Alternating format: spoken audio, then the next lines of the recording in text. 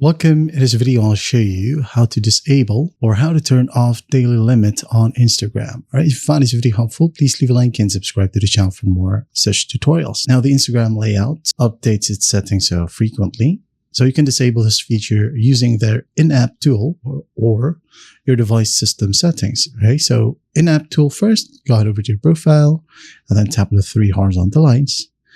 Now, in here, we are going to scroll down and find time management.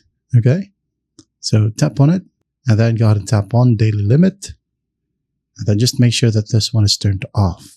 All right, and then once that's done, you should be good to go. Now, if your daily limit is enforced by either Apple's iOS settings or Android system tools like Android's digital well-being, so for example, under settings right here, you should go ahead and do this as well on your iPhone. Just find the screen time and the app limits. Right.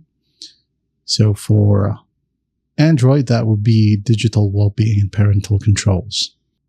So just make sure that under socials, it is turned off. All right. So that's basically it. That is how you turn off daily limits on Instagram. I hope this video helps and I'll see you in the next one.